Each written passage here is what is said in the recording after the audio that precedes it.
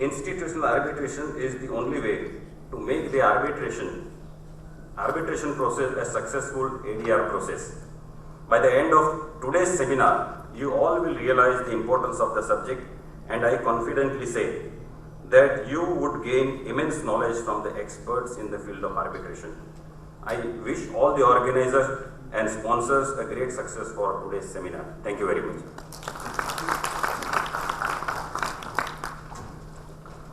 Thank you, Mr. Pandya. Introducing our next plenary speaker, Mr. Kamal Trivedi, Advocate General, Gujarat High Court. Mr. Trivedi was designated as a senior advocate in 2001 by the High Court of Gujarat. He has expertise in civil, constitutional, taxation, corporate, arbitration, and industrial law matters.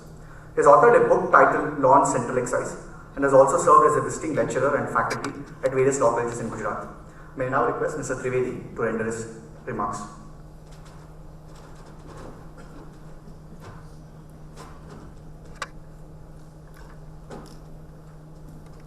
Our today's esteemed Chief Guest, Honorable Mr. Justice Shah and Honorable Ms. Justice Bela Trivedi, respected judges of the Supreme Court of India, Honorable the Chief Justice of Gujarat High Court, respected Justice Aravind Kumar, learned Solicitor General Shri Tushar Mehta, learned Additional Solicitor General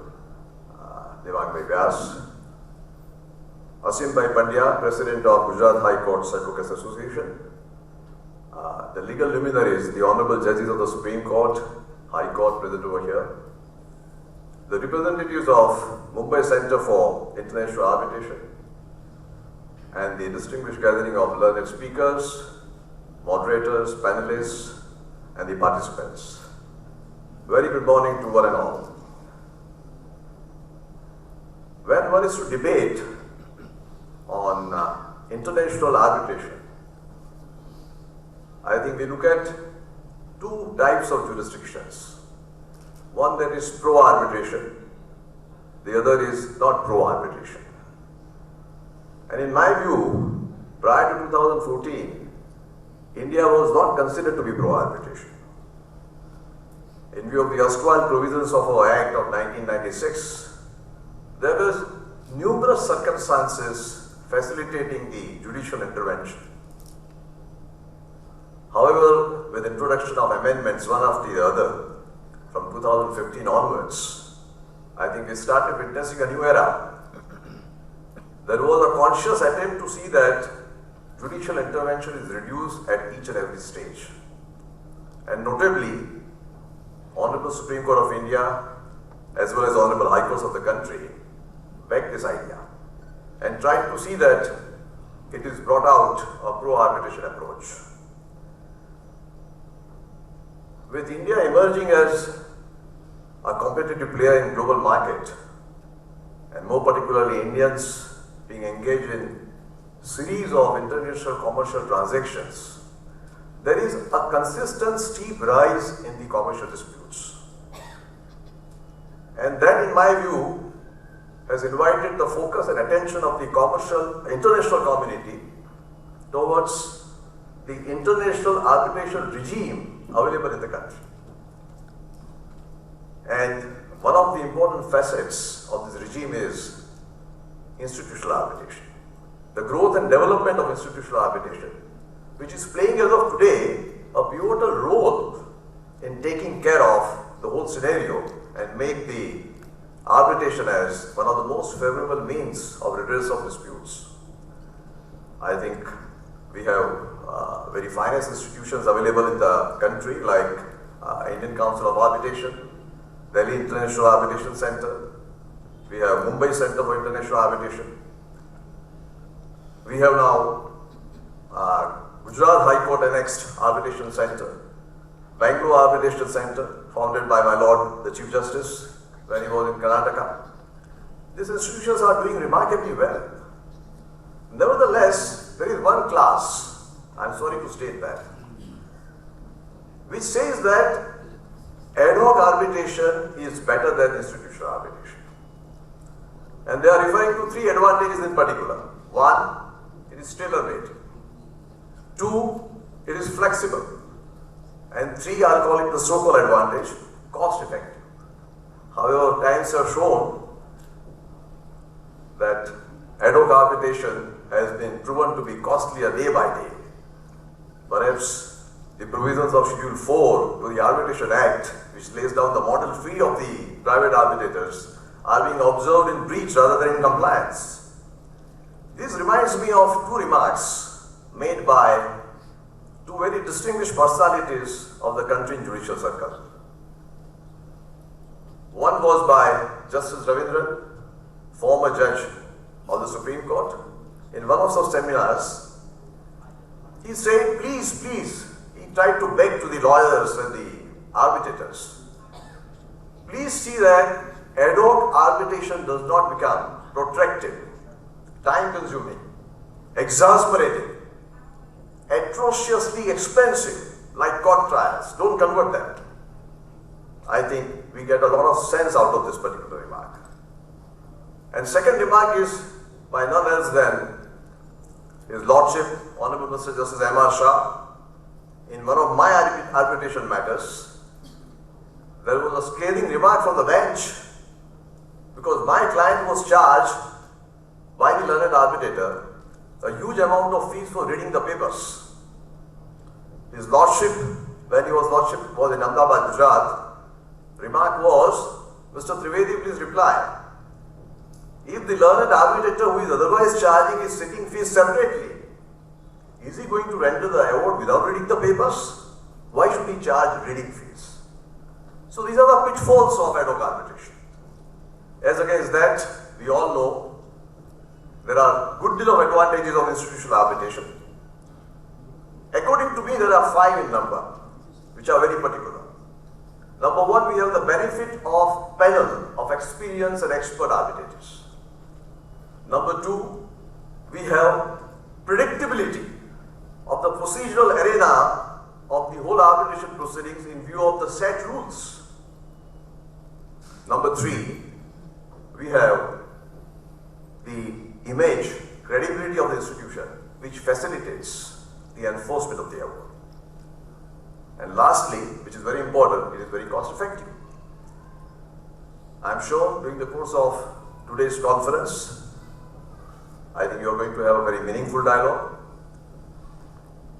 I can foresee that you all would like to discuss about new amendments. You would like to discuss about the scope of the expressions like public policy, fraud, corruption, justice, morality, which are now the grounds available under Section 34 and 36 for interfering with the arbitration award. We would like to discuss about the enforceability of arbitral award arising out of international arbitration seated in foreign country. We would like to discuss about whether two Indians can go for a foreign seated arbitration. We would also like to discuss about the enforceability of foreign emergency award in wake of the judgment of the Honorable Supreme Court in case of Amazon. Of course, in Plenary, it was a Delhi seated arbitration. So I congratulate, more particularly, Mumbai Center for International Arbitration for organizing this kind of seminar or conference in collaboration with Gujarat High Court Advocates Association as well as Gujarat High Court Arbitration Center. And I think, we require this kind of conferences like a booster dose every 6 months. Perhaps we may refresh our minds. I also thank you, everyone, for giving me an opportunity to share my views with this august gathering. Thank you very much.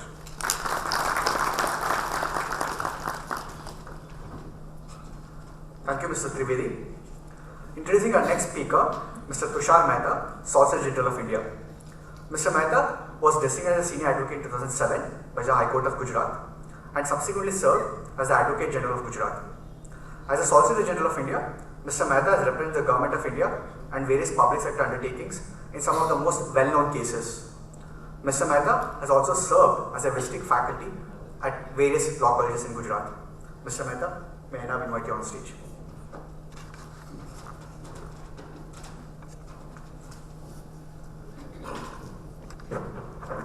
My Lord, Justice M.R. Shah, Her Ladyship, Justice Bela Trivedi, the Honorable Judges of Supreme Court, both of whom have done tremendous pride for the state of Gujarat. My Lord, the Chief Justice, Gujarat High Court, Friends, I have not surrendered my lien to Gujarat High Court Advocate Association, and therefore my Lord the Chief Justice is Karta of HUF, of which I am a member. The learned Advocate General, my friend Asim Pandya, President, Gujarat High Court Advocates Association, the Honorable Judges, Justice Thakur, Justice Shah, Justice Puj, Justice Mehta, and Justice Gokani, from whom I have learned a lot, and I owe them. The remaining honorable judges who have practiced with me, and they have learned a lot from me of what not to do, and therefore they were elevated as honorable judges of the High Court, and I was and continue to be a lawyer only. Friends, eminent personalities, and representatives of the corporate world. Friends, we are in an era now where India cannot be ignored by any country so far as commerce is concerned. India is at the center stage, and we are discussing the international commercial arbitration. While going through the subjects of the plenary session, one of the subjects is the way world arbitrates.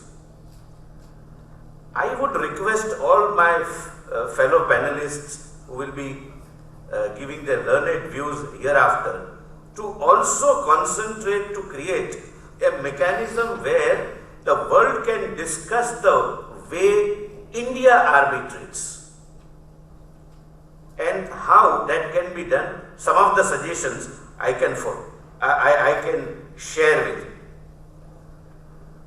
Presently, whether we take Indian Arbitration Act or any other arbitration act, broadly there are two broad systems which are being followed. One is unicitral, another is what we call Singapore model.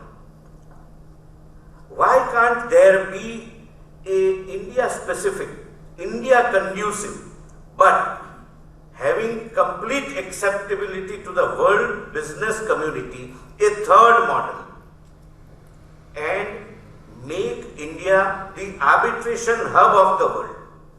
Let us not discuss what can be done in changing the existing scenario in terms of unicitral model or other models, essentially the Singapore model. Mainly when we come across international arbitration, some of which, very few of which, I happen to represent, the essential issue centers around seat and venue. Seat has a direct correlation with the judicial system, the judicial forums, the way in which the law is administered by the courts, and based upon that, the international corporate community chooses or not chooses India as a seat of arbitration. Venue, again, is a matter of convenience, but India possibly does not offer a venue which can attract arbitration. Delhi, Bombay, Ahmedabad may be good places for us, but for international community, maybe they are not enough to select even as venue of arbitration. By and large, all public sector undertakings in India are selecting India as the seat of arbitration. And the reasons are, we are comfortable with our system. The dispute arises because the other party, which is an international corporate firm, corporate body, does not accept Indian legal system for various reasons. Let us not go into delay, etc., etc. Can we not think of an ambitious project? Because India has been at the forefront of initiating many new things, and let this also come as an Indian concept for the first time in the field of arbitration.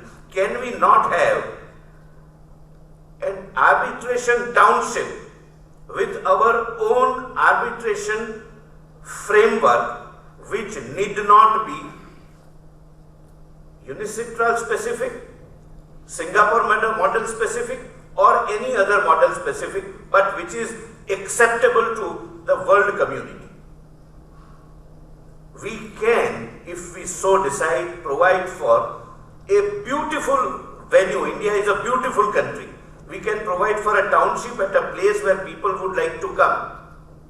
We can provide for an arbitration model which takes best of both or all the systems of arbitration prevailing in the world. We can provide for all infrastructural facilities in the township, which includes places where the arbitration takes place, places where arbitration secretarial services are available, places where arbitrators can stay, lawyers can stay, parties can stay, and which would serve as an incentive to select this township even as a venue. This is an ambitious project, except with my limited knowledge I can say Singapore and possibly Kuala Lumpur, there are no townships, but these are the two areas where people choose to go for their legal system for various other reasons. We can provide much better than that if we take up as a challenge to have an arbitration township of our own, providing for every facility, including dispute resolution mechanisms in that township itself. It can provide for jurisdictions akin to section 17 of the present Act, jurisdiction akin to section 34 of the present Act, and jurisdiction akin to 37 of the present Act, with only remedy final available before the Supreme Court of India. If this can be done, not only the international commercial arbitration can evolve better as an alternative dispute mechanism, but it can become India-centric and India can become a hub of international commercial arbitration. People are ready to come.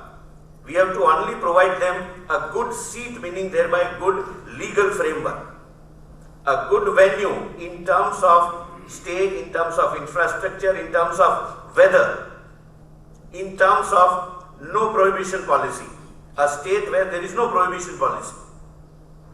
The world will come.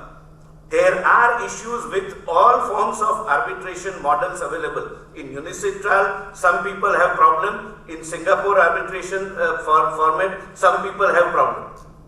We can learn from their problems and come out with a common minimum framework which can be applicable by consent of the parties, because arbitration ultimately is a choice of parties. Third and the last thing, world over, I have noticed, and all of you must have noticed, the difference between Indian arbitration, domestic as well as international, and world arbitration is, our arbitration is essentially former judge-centric arbitration. The arbitrators are former honorable judges, at best some technocrats. But world over, there are good professors who are functioning as arbitrators. World over.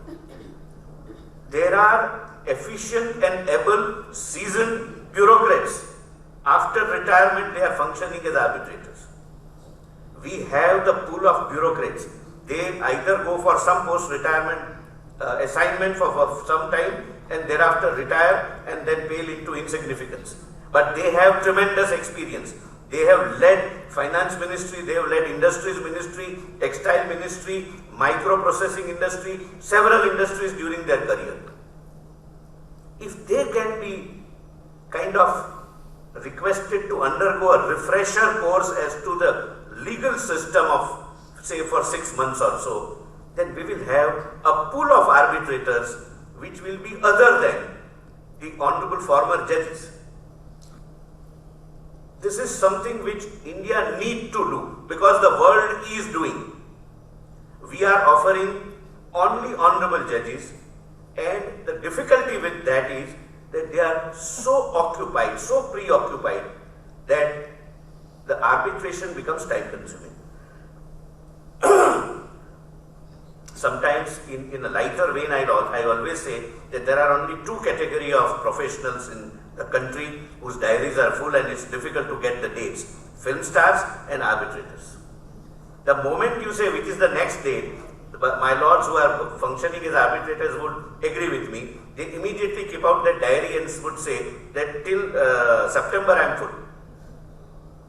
This can be avoided if we have a better pool of arbitrators.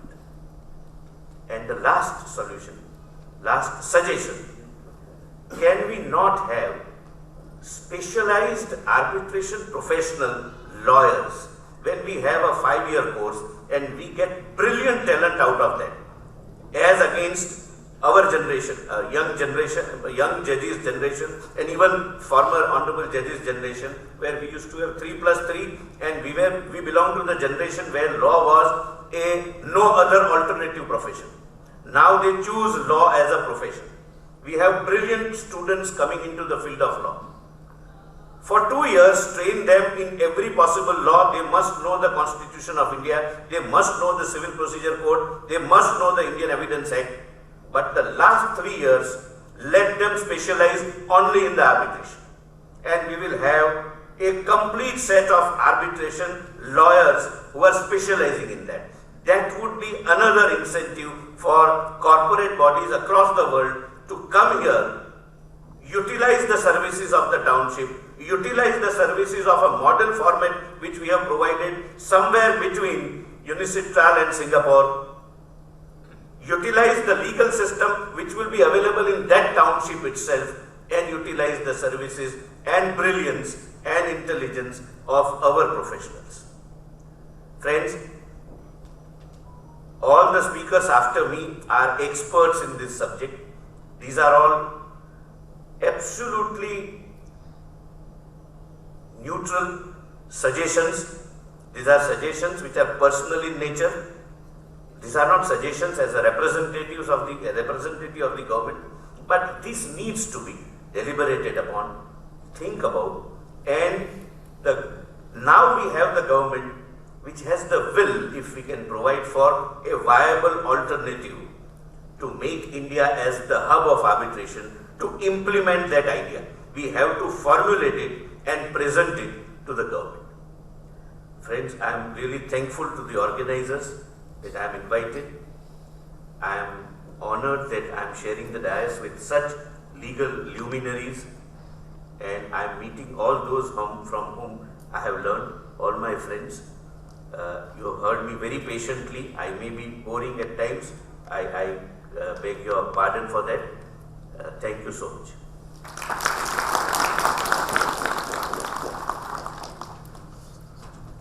Thank you, Mr. Mehta, for your innovative thoughts. Introducing our next plenary speaker, Justice Aravind Kumar, Chief Justice, Gujarat High Court. Justice Kumar was appointed as the additional judge of the High Court of Karnataka in 2009 and made permanent in 2012.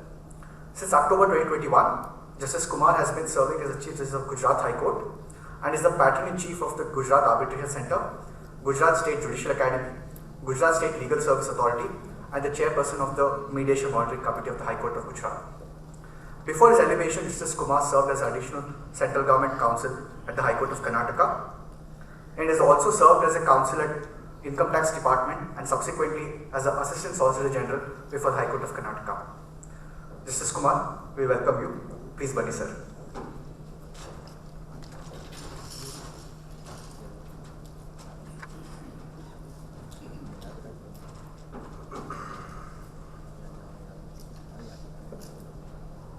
A very good morning to one and all.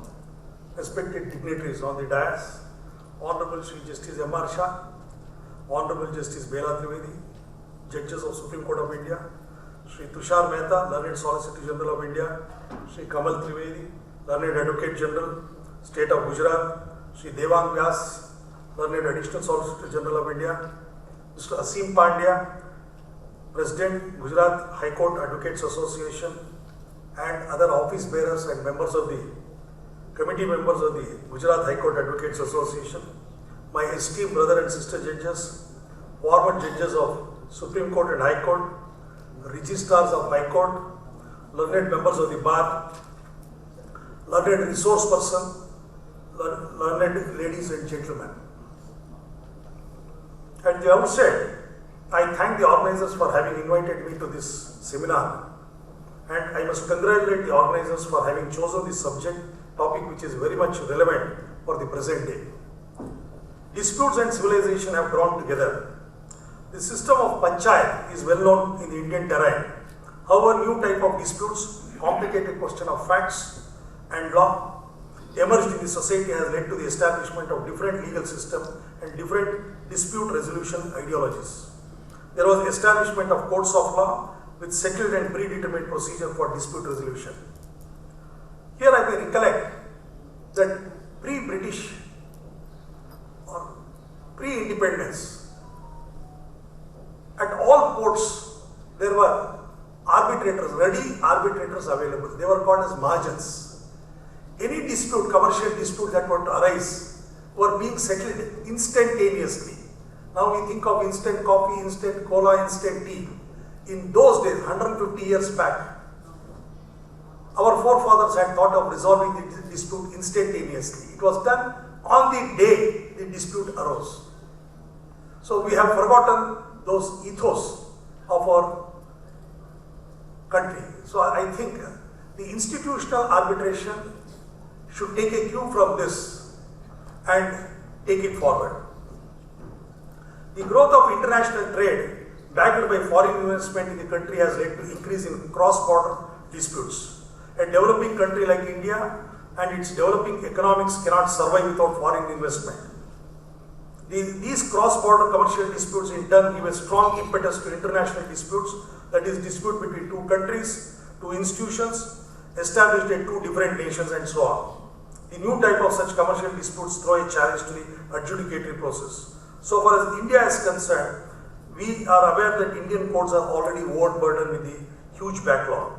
The backlog of the courts has led to think of different alternative dispute resolution methods. There is statutory recognition of alternate methods of dispute, popularly called as ADR, inclusion of section 89 in CPC, whereby a right has been conferred on the courts to refer the parties to settlement, either way of arbitration, conciliation, or mediation, or even judicial settlement, including settlement through Lok Adalat. In modern times, the arbitration has become the central as well as the leading and most sought after method for resolving international commercial disputes as well as domestic arbitration is regarded as the most favored means of resolving the commercial disputes. Arbitration provides neutral, speedy and expert resolution process over which parties have control in a centralized and focused forum with internationally enforceable awards. It is true that arbitration process is not free from flawlessness, but it has fewer ills that beg the other alternate dispute mechanism. As you are aware, ladies and gentlemen, arbitration has two phases. The arbitration could be ad hoc or private and institutional. Ad hoc arbitration is mostly resorted to in India. The ad hoc arbitration has its own glory and pitfalls. The pitfalls looks more compared to the advantages, leading to the institutionalization of arbitration mechanism in the dispute resolution atmosphere. The parallel disadvantages of the ad hoc arbitration has been the very selection of the independent arbitrator with required skill, the absence of skill in drafting the contract with an arbitration clause specifying the venue of arbitration or seat of arbitration, failure of parties to cooperate when the dispute has surfaced its ugly head, and sometimes the arbitrator resorting to appointing secretaries at huge cost, stating there is enormous paperwork. These disadvantages naturally and necessarily lead to delay in disposal of the dispute and adding to the enormous cost and could defeat the very object of the ADR mechanism called arbitration. There is a need of institutionalized arbitration which can do away with the ill-found with ad hoc arbitration and adopting the usual features of ad hoc arbitration. It can be said across the globe as well as in India, there is a paradigm shift from ad hoc arbitration to the institutionalized arbitration. Across the globe, there are several institutions like Singapore Arbitration Center, United Kingdom Arbitration Center, which have been the star performance in the field of institutionalized arbitration. In India now, the Arbitration and Conciliation Act 1996 has been amended to make the institutionalized arbitration a home turf. In that regard, the Government of India has set up a high-level committee to review the institutionalization of arbitration mechanism in India under the chairmanship of Honorable Justice Sri B.N. Sri Krishna, former judge of the Honorable Apex Court of India. The said committee has identified and submitted the report disclosing the roadblocks in the development of institutional arbitration in India and has made extensive recommendation to make India a robust center for institutional arbitration. The committee has noted that India parties are not opting for the institutional arbitration despite the inordinate delays and higher costs associated with ad hoc arbitration due to lack of credible arbitral institutions on the Indian terrain. Huge misconception relating to working of such institutions, the lack of legislative and governmental support for such institution, and also the judicial attitude in general towards the arbitration and suggested remedies. Among paramount suggestions, the accreditation of arbitrators, the institution's specialization, bar and the bench, and the immunity for arbitrators, confidentiality of the arbitral proceedings are a few which has given a definite shape and a direction to the institutional arbitration. Now it is time to understand the advantages of institutional arbitration, which opens up the new era on the Indian soil. One of the biggest advantages of opting for institutional arbitration involves the reputation of the institution itself. When we speak of Singapore International Arbitration, its reputation as an institution comes into play.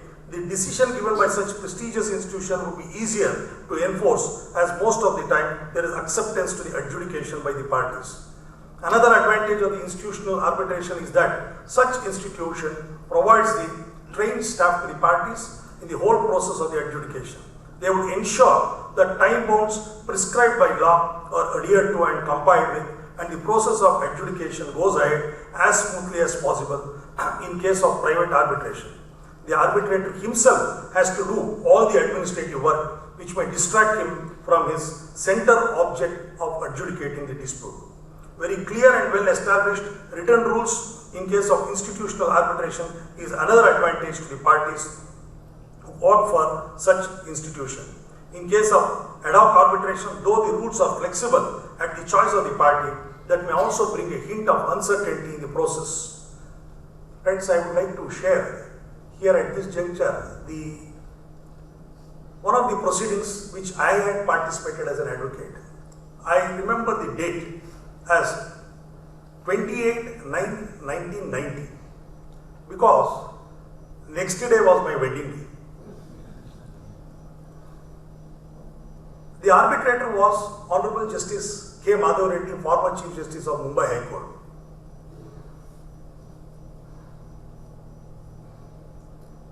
Astra Lamps versus Mysore Lamp Works was the dispute. 52 sittings were held totally. It went on for 2.5 years. On 29/9/1990, when the arbitration was being held, it was adjourned to 1st October and 2nd October because 2 days were holidays. So the arbitrator said, we'll have this matter on 2 days. So I was there on the 1st October, next day, third day of my wedding. Suddenly during the course of arbitration on the 2nd day, because I had extended the invitation of my wedding to the learned arbitrator also. So suddenly he remembered and he said, I saw some youngster was getting married. Who is it? Because there were a battery of lawyers sitting in the arbitrations. Then my senior said, it is my colleague who got married a day before yesterday. Then he said, this is a good ground for adjournment for the day. And he adjourned the arbitration proceedings. That's a difference, that's on the lighter side. But the reason I said was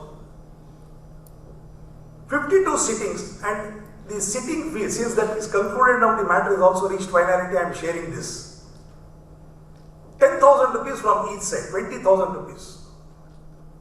So 52 sittings, 10,40,000 rupees was paid. On the last day after pronouncement of the arbitral award, the learned arbitrator said, throughout my career as a judge, I drew salary of about 8,87,000. I got 2 lakh more within 2 years. Instead of working as a judge, if I had worked as an arbitrator, it would have been more financially beneficial to me. Why I am saying is this. Mr. Asim Pandya in his address was saying about skilled arbitrators. there is a presumption that the arbitrators who sit into dispute or arbitrate the dispute are sufficiently well equipped.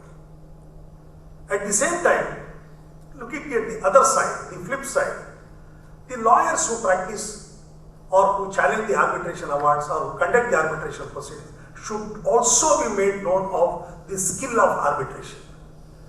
Why I am emphasizing this is, once I was sitting in the city civil court to defend an arbitration award. It was passed by a former Chief Justice of India and two other co-arbitrators, which consisted of one former Chief Justice and one retired Supreme Court judge. The other side who stood up, his first submission was, Your Honor, this arbitration award has to be set aside because there is total non-application of mind. Three honorable judges with experience of 25 years as a lawyer, almost 20 to 22 years as a judge, who have written 954 pages of arbitral award dealing with each and every point. For the sake of argument, if this type of arguments is canvassed, we will have only to say that there is lack of knowledge on the part of the lawyer who did not understand the nuances of arbitration law. In those, that is 1940 Act, where under section 34, it was being challenged, where there is a provision for legal misconduct under section 16 of the then Act. It is something different. Now that scope of public policy has been expanded and it is being canvassed. And after having an award to execute the degree, it will take another 10 years. This is one aspect which I feel this conference will have to deliberate. Along with this, the benefits of institutional arbitration. Every institution dealing with arbitration disputes has the advantage of having panel of arbitrators who have the quality to deliver the goods essential for the dispute resolution. Such conducting of such programs or such conferences, such deliberations would result in what you call as a chintan and manthan. You churn out ideas. These ideas has to be implemented. So necessarily all the stakeholders will have to put in hard work. A judge or a lawyer or any person in the adjudicatory process, if you were to say that I know everything, that is his last day. That is why it is said in Sanskrit, Artha Purana na Guru na Bandhu. Kshudha Turana na Pakva na Ruchi. Kama Turana na Lajja na Bhayam. Vidya Turana na Nidra na Sukham. The first one is a person, Artha Turana, who wants to earn money, he doesn't see anything. He is not bothered about anything except earning money. A person who is hungry, Kshudha Turana, person who is very hungry, he doesn't, when he comes home and he feels hungry, he will eat 1 or 2 spoons. Then later on the third spoon he will realize it is without salt. But he was hungry when he did not realize it in the first and second spoon. Kama Turana, the person with lust is not bothered about the society. In the same way, a person who wants to acquire knowledge, Vidya Turana, na Nidra na Sukha. You can't get up late, sleep early. You have to acquire knowledge. For acquisition of knowledge, you will have to put in hard work. And to put in hard work, such types of conferences are very much essential, and I heartily congratulate the organizers for having thought of conducting such programs. An extensive panel of experts who support the arbitrators or sometimes themselves acting as arbitrators would be of great advantage in maintaining the quality of adjudicatory process. Having arbitrators who are specialized in different areas of knowledge and law would definitely help speedy and effective resolution, which is absent in ad hoc arbitration. The process of appointment of arbitrators on the panel is also carefully monitored, resulting in the quality of arbitral panel, which itself is a great advantage. In case of private arbitration, the arbitrator is to do everything, including the supervisory work and issuance of process. Whereas in institutional arbitration, all these things would be taken care of by the institution itself. So far as remuneration of an arbitrator, in case of private arbitration, there is always uncertainty. I can tell you without quoting the names. There was one arbitration which went on for nearly about 1.5 years. 3 arbitrators have changed. And in case of institutional arbitration, there is a pre-listed arbitrators who are skilled and reputed, and the fee structure is already determined by the rules of the institution.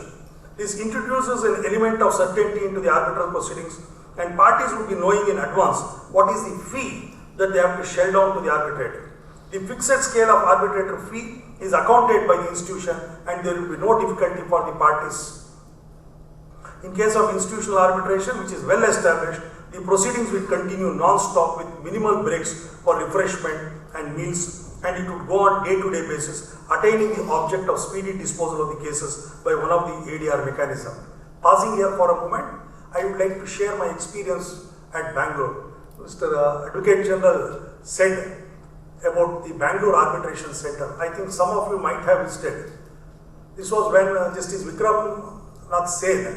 Vikramjit Seth was our Chief Justice, and I was sharing the bench with him, and he said, "Look, Brother Aravind, I want to establish an arbitration center which would be of international repute." So I visited the Delhi Arbitration Center along with a few of my brother judges, and then we established that Bangalore Arbitration Center. And today, that arbitration functions almost 9 to 9, including Sundays. All the retired judges, starting from civil judges, senior division, district judges, retired high court judges, and retired Supreme Court judges, they are all completely occupied. All the 13 court halls are occupied from morning till. So the judge will have to now book the arbitration hall. Ready stenographers are available. Everything is perfectly structured. In the same manner, we have to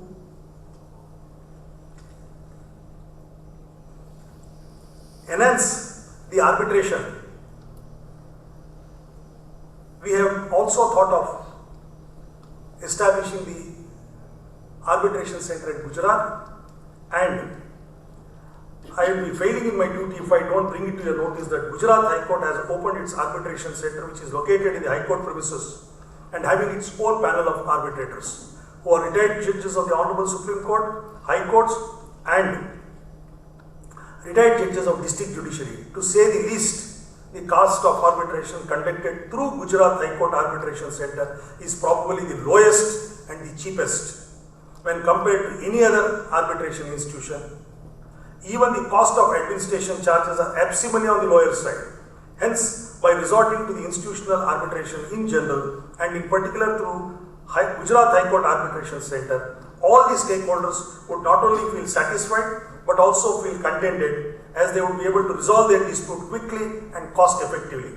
Our High Court Arbitration Center was opened by Honorable Justice M.R. Shah, Judge Supreme Court of India, and under his stewardship and with his guidance and her ladyship Justice Bela, Judge Supreme Court of India, we are able to take it forward. Our center is surging forward, and in the days to come, it would be rendering yeoman service to all the stakeholders. I appeal to all the stakeholders to resolve their disputes through Gujarat Arbitration Center. Finally, it can be said that the institutional arbitration has definitely laid its foot, and it has come to stay on, and it will stay on. Thank you. Jai Hind. Namaskar. Registrar Vigilance at the Gujarat High Court. Justice Trivedi was deputed as a Law Secretary of the Gujarat State Government between 2004 to 2006. She then served as a member of the Judicial Services. In 2011, she was appointed as an additional judge of the Gujarat High Court and later as a judge of the Rajasthan High Court. In 2016, she was back to her parent High Court in Gujarat, and in 2021, Justice Trivedi was elevated as a Supreme Court judge. Justice Trivedi, over to you. Thank you, ma'am.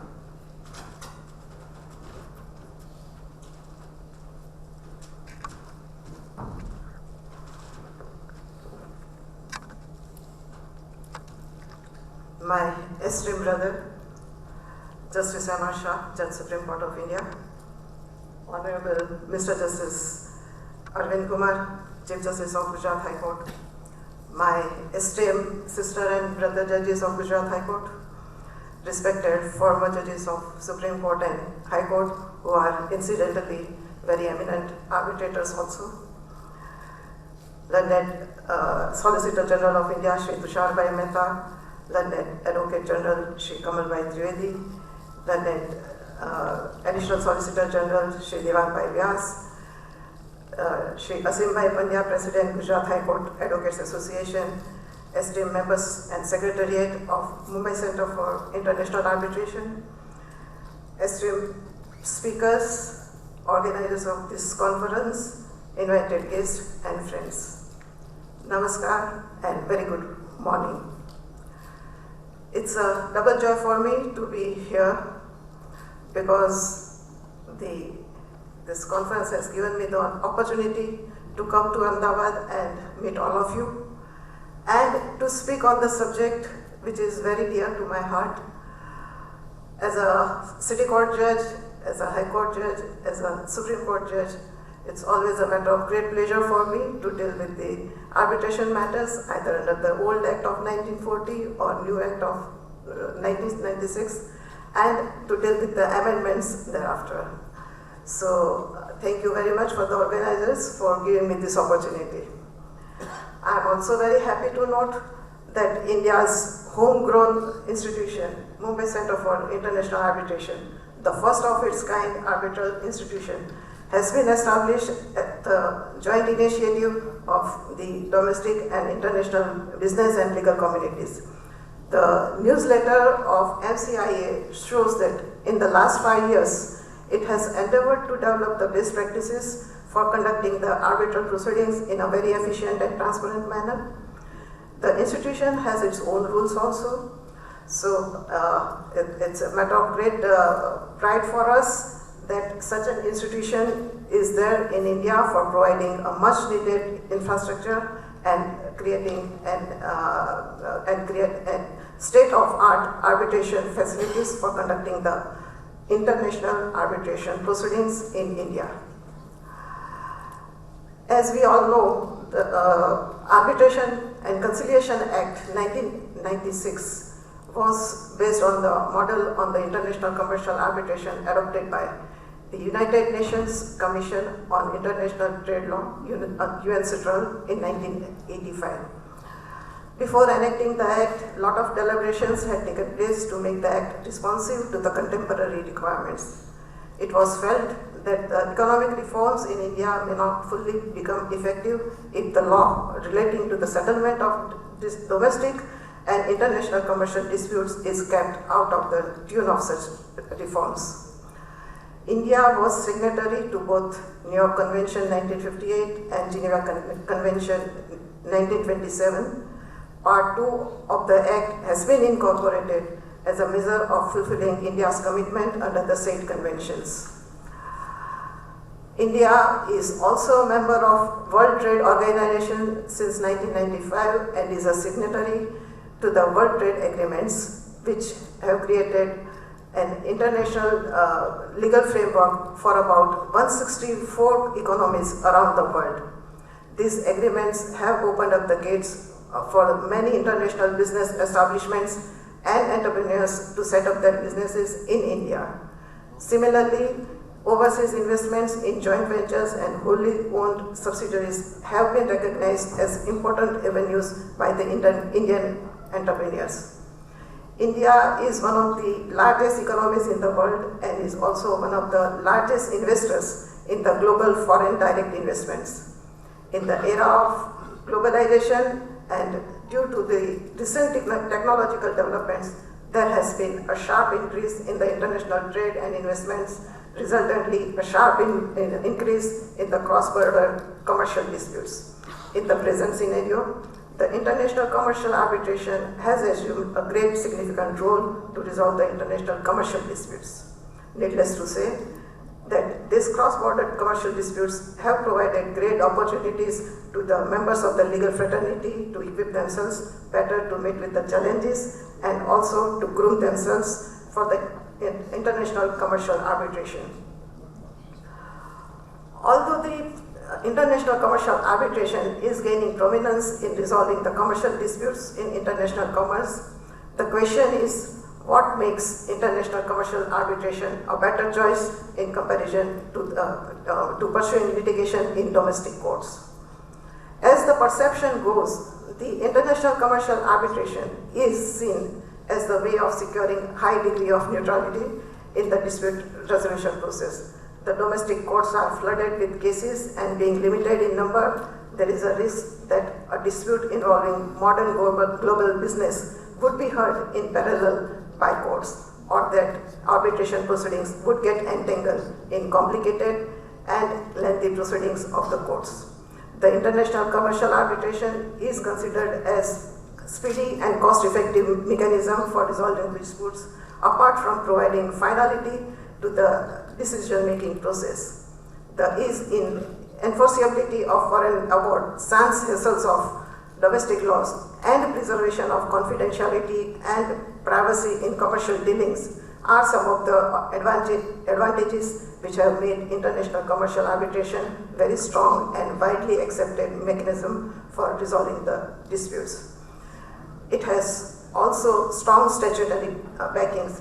As we all know, the Arbitration Act has been amended from time to time to encourage the institutional arbitration.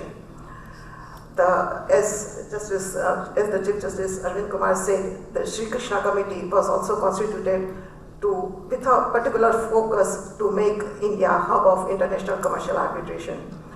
The committee made several important recommendations, but I was just telling Mr. Tushar that some of the amendments have still not come into force, and the government has not notified, like Arbitration Commission. So the government, though, is committed, there needs to be some more action to be done on the part of government. If we want to make India a hub of international commercial arbitration, all the stakeholders will have to put their heads together and walk extra mile. According to me, any system or any mechanism to succeed needs proper statutory backing and also the commitment and accountability of the people who run the institution. Sometimes I wonder, has arbitration failed in India, or has India failed the arbitration? There are many challenges to the implementation of the Act effectively. The reasons may be many. In one of the cases Supreme Court had observed, it's unfortunate that delays, high cost, frequent and sometimes unwarranted judicial interruptions at the different stages are the factors seriously hampering the growth of arbitration as an effective dispute resolution process. When we are here to find a way forward, we must look back and find out the pitfalls and drawbacks of our system which have failed us to maintain the pace with our counterparts in the world. When a comprehensive law is made on arbitration, the object is to have a more effective and efficient implementation of the law to serve the country. The shortcomings and lacuna found in implementing and operating the law need to be removed at the earliest to achieve the desired results. Some of the high courts, as the Chief Justice said, have set up the arbitration centers, including Gujarat High Court, to encourage institutional arbitration. But the institutional arbitrations would also fail if they lack professionalism, efficient management and coordination, apart from having good infrastructure and proper rules relating to the conduct of arbitral proceedings. At present, as earlier speaker said, ad hoc arbitrations conducted by the arbitrators appointed by the parties are preferred more than the institutional arbitrations. However, there cannot be any denial to the fact that the overall scenario in the field of arbitration is not as ideal as it was expected. It has become a luxurious litigation. The arbitration in India has become more time consuming and expensive.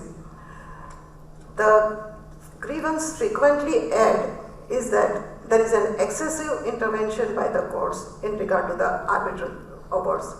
There is no doubt that the very purpose of enacting Arbitration Act was to have least interference of the court, and the unwarranted court interventions do lead to delays and additional costs. Nonetheless, we also need to introspect and find out after making systematic study as to what are the compelling reasons for the courts to interfere in the arbitral proceedings.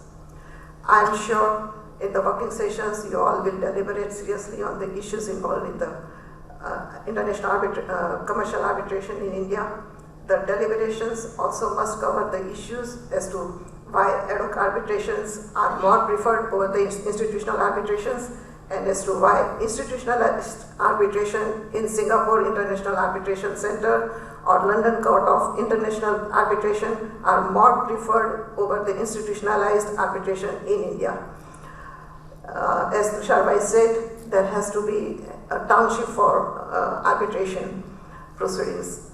It's a very good idea, but every idea to fructify on in reality needs a lot of commitment on the part of the government as well as on the part of the other stakeholders. So I would also request that there is one another aspect which needs to be deliberated upon by the August gathering is third party funding. Nowadays developed over the globe, and it is at an embryonic stage in India, however, has a potential to grow manifold due to widespread economic distress and shortage of resources triggered in the post-COVID pandemic era. My best wishes to all participants for the grand success of the conference, and I again thank you very much for giving me this wonderful opportunity to express my views. Thank you so much.